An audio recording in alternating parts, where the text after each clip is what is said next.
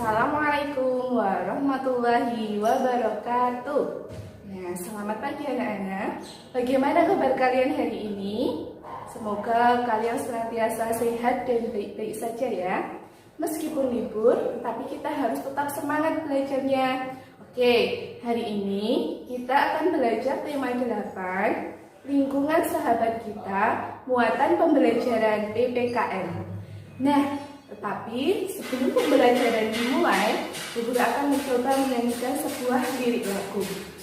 Dengarkan baik-baik ya.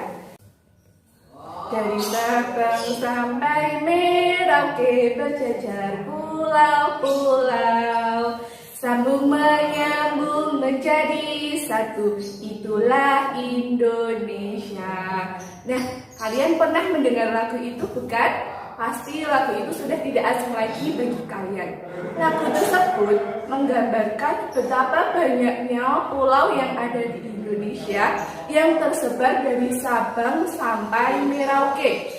Nah, persebaran pulau-pulau yang ada di Indonesia itu menyebabkan keberagaman masyarakat Indonesia, sebagaimana yang akan kita pelajari pada pertemuan kali ini. Apa saja keberagaman yang ada di Indonesia itu?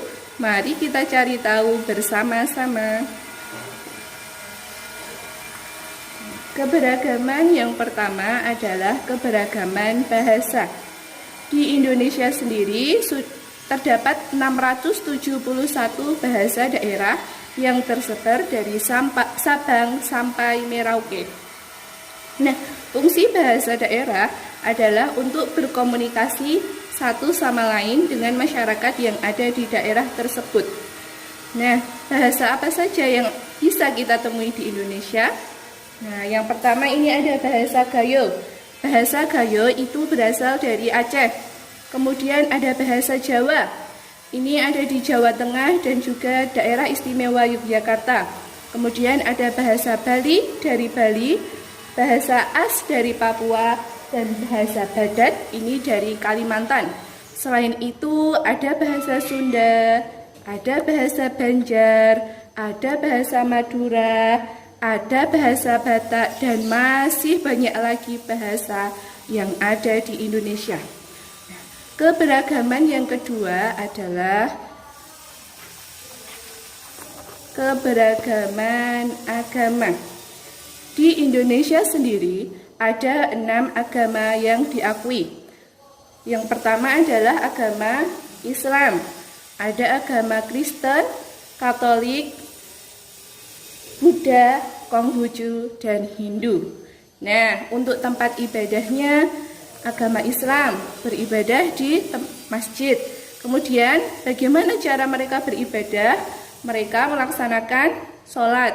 Kemudian, hari besarnya adalah Idul Fitri. Untuk agama Kristen dan Katolik, mereka beribadah di gereja. Kemudian, cara mereka beribadah adalah dengan melakukan kebaktian. Kemudian, hari besarnya adalah Natal. Untuk agama Buddha, tempat ibadahnya yakni wihara. Kemudian, cara beribadah agama Buddha adalah persembahyangan. Dan hari besarnya adalah hari raya Waisak. Kemudian ada agama Konghucu. Tempat ibadahnya bernama Klenteng. Kemudian cara beribadahnya yakni dengan persembahyangan. Kemudian hari besarnya adalah Imlek. Dan terakhir ada agama Hindu. Nah, agama Hindu ini banyak kita temukan di Provinsi Bali. Nah, bagaimana cara agama Hindu beribadah? Mereka melakukan ibadah dengan persembahyangan.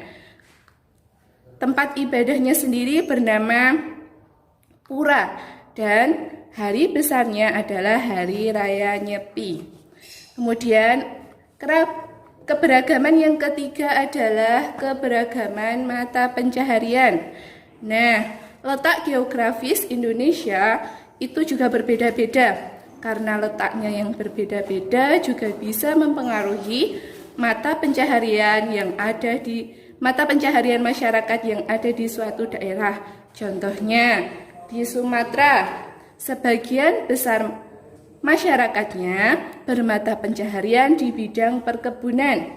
Kemudian di daerah Cilacap, Jawa Tengah, sebagian masyarakatnya bekerja di bidang perikanan. Kemudian di Kalimantan, sebagian besar masyarakatnya bekerja di bidang kehutanan.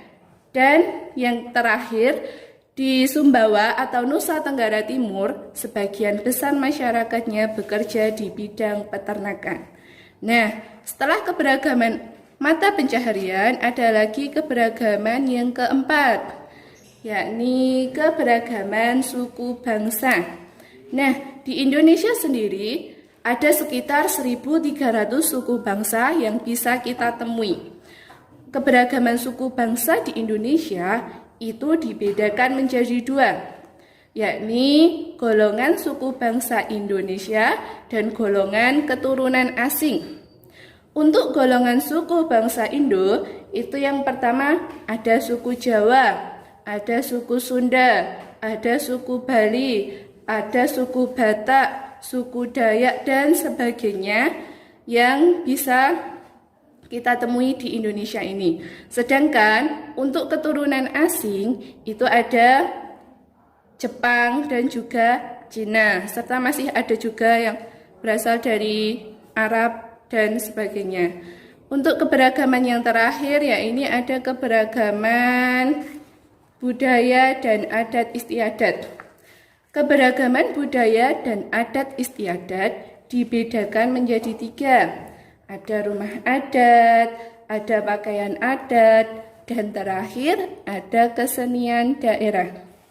Untuk rumah adat, ini juga ada banyak sekali di Indonesia.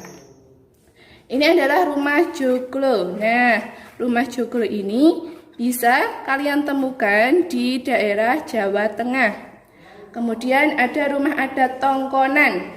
Nah, rumah adat Tongkonan ini bisa ditemukan di daerah Toraja.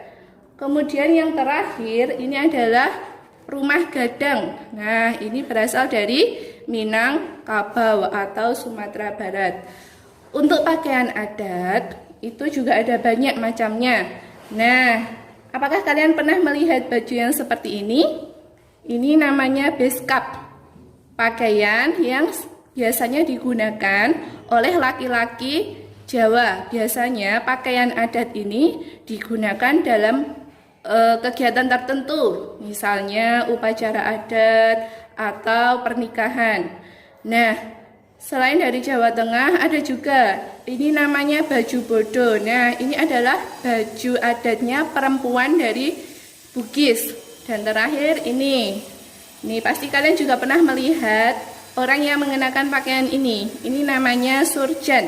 Nah, berasal dari daerah istimewa Yogyakarta. Kemudian untuk kesenian daerah ini banyak sekali macamnya.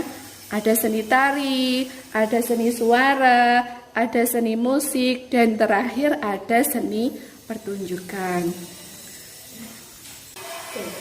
Kalian tadi sudah mempelajari berbagai macam keberagaman yang ada di masyarakat Indonesia.